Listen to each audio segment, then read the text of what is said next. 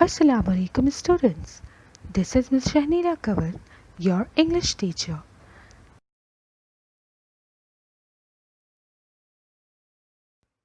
Our today's topic is present perfect tense. Present perfect tense is used to indicate a link between the present tense and the past tense. Here we will discuss the structure of present perfect tense. If the subject of sentence is he, she, it, or a singular noun, then auxiliary verb has is used. If the subject of sentence is I, we, you, or they, or a plural noun, the auxiliary verb have is used. In affirmative sentences, the first thing which we write is subject. Then according to the subject, we add auxiliary verb which is has or have. Remember, the most important point in present perfect is we use third form of verb. So after has or have, we use third form of verb and object, and then we will add other parts of a speech. In negative, we write not after has or have, then add third form of verb and object and other parts of a speech.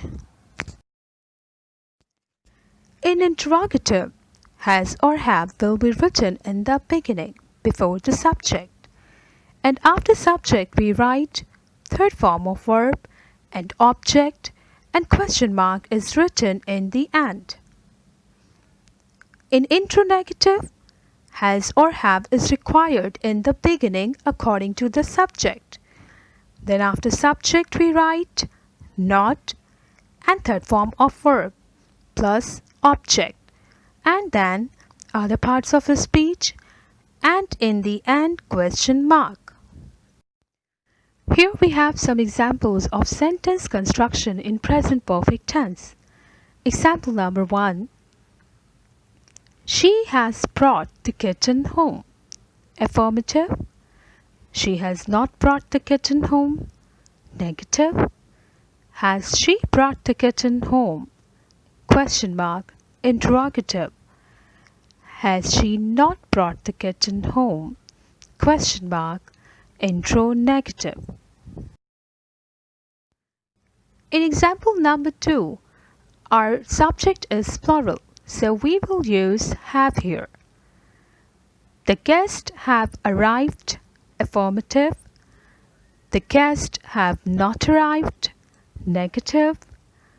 Have the guests arrived? Question mark. Interrogative. Have the guests not arrived? Question mark. Intro negative. For instance are used with the present perfect tense to indicate time. We use for to talk about a period of time, and we use since to talk about a specific point in time or a time when action is started. There are many different situations where the present perfect can be used. So, the first situation is finished actions.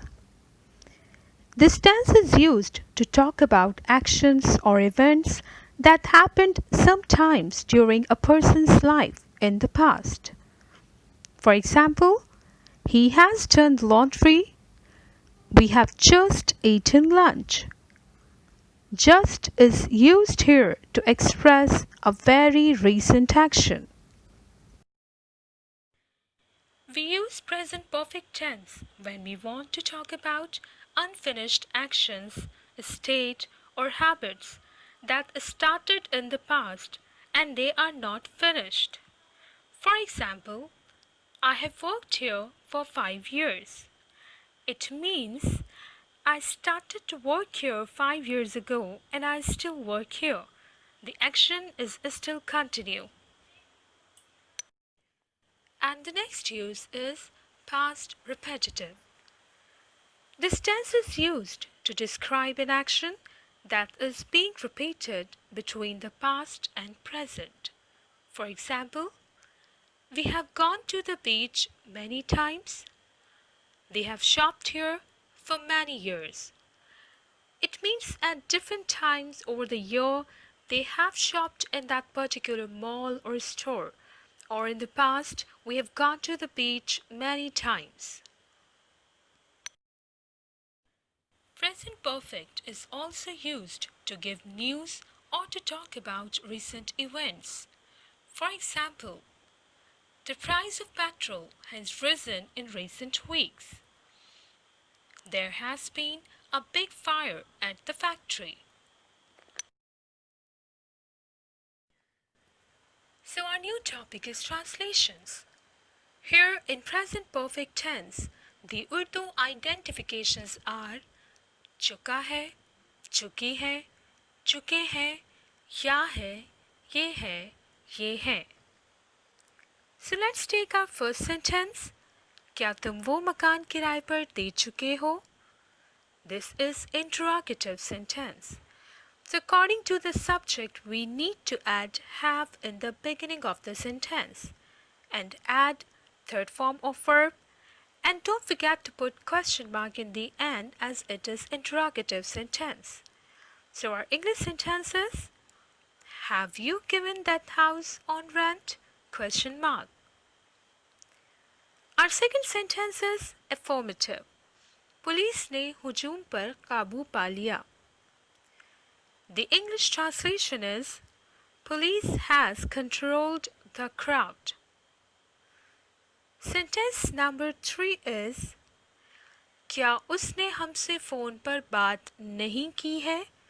This is intro-negative sentence and our subject is singular. So we will start our sentence with auxiliary verb has, and after subject we will write not and third form of verb and question mark in the end.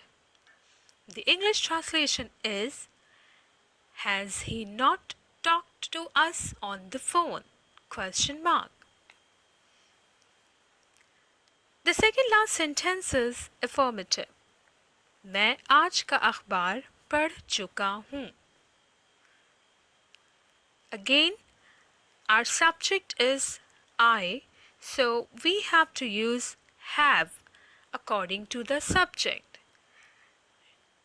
Our English sentence is I have read today's newspaper.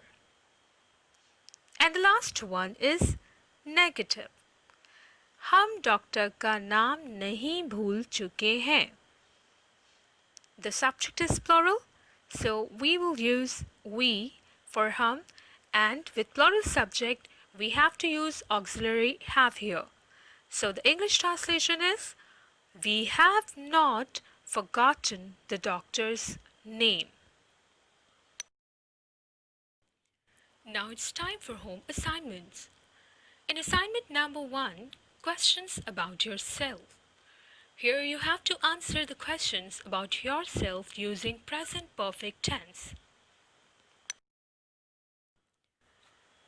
In assignment number 2, sentences of different tenses are given here. You have to convert these sentences into present perfect tense. Example is given for your convenience. Assignment number 3 is about translations. So translate the given sentences of Urdu into English using present perfect tense.